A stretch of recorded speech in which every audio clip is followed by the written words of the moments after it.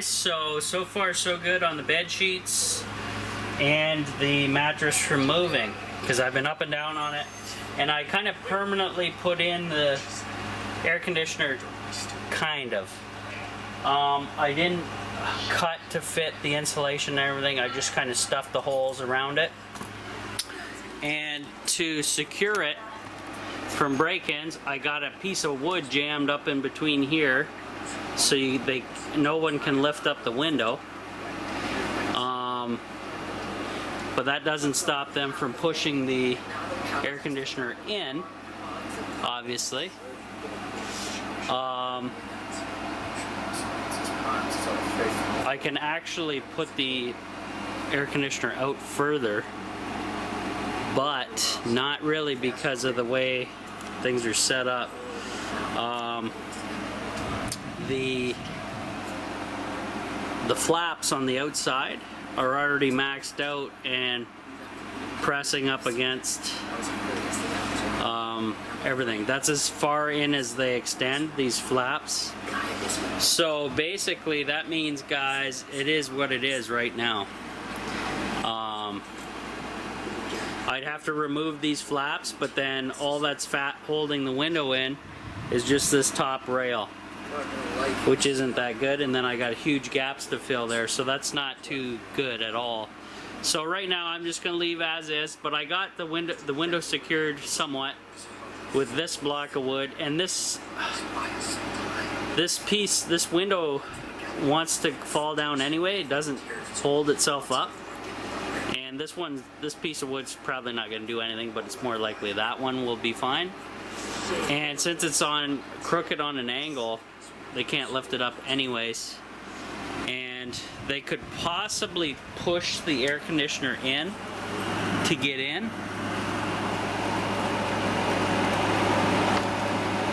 But I don't think they can, because on the bottom there's a rail that's an extension of this thing that goes all the way along the bottom, and it's inside the groove of the window, so it can't really pull forward unless you lift up, and they can't lift up because of the wood.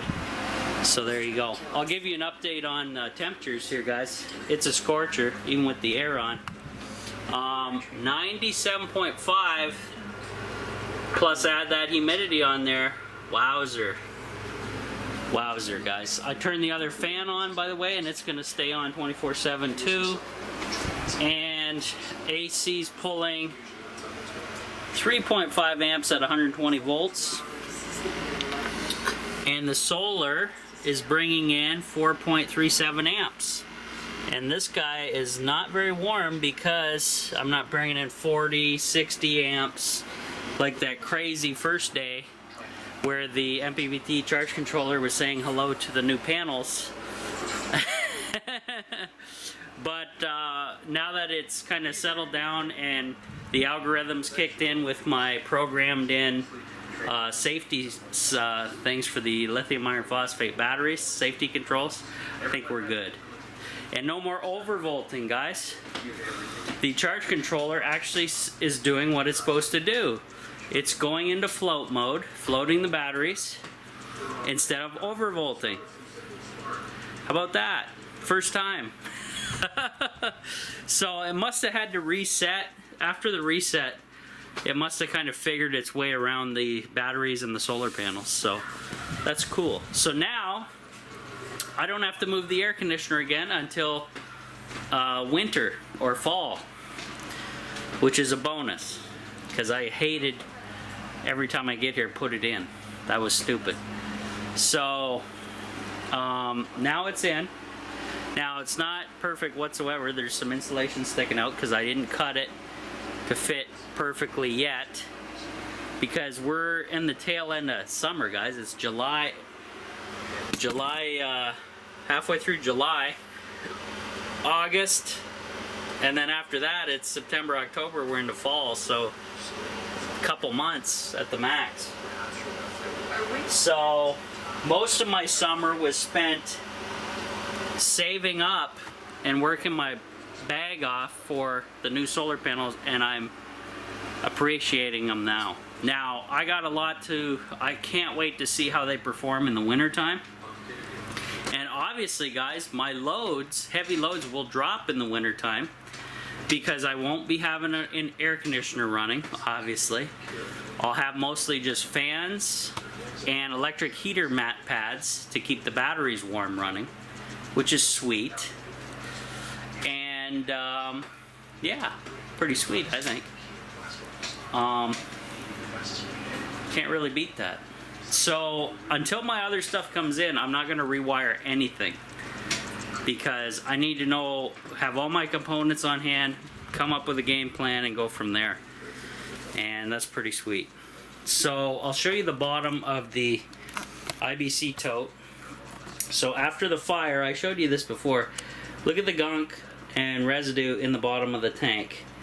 It's not that bad, but I sure think next time I get a nice rain, I'm going to let it fill right up, and then I'm going to open and drain it again to try to get that scum out of there. Because right now there's really no way for me to remove that chemically soot, scummy stuff from the tank. Yeah, not that good. Now my buddy Patreon Pierre, he mentioned I should buy one of those inline filters for the tiny house, and I agree with him. That's pretty sweet. Obviously the first flush in my inline one there will only do so much, which I should clean that and inspect it and see how nasty it is today. But he's thinking about, what if I tie in a conventional water filter here, because I should have enough height and pressure with the water coming in to be able to push through a filter and then go back and connect into here. Somewhere around here, maybe connect an inline conventional filter. And it doesn't have to be a really fine filter. It can be like one of those coarse ones where it just gets the nasties out, and that's removable. So I'm gonna have to think about that and see if I can come up with something like that, guys. So that is on the wish list as well, because I'm gonna need an awful lot of different plumbing parts to do that. And that's the way things go, right, guys? Yeah. Other than that, what else is going on? Not a whole lot. But I'll shoot a video checking the scum in my filters for sure. So stay tuned for that.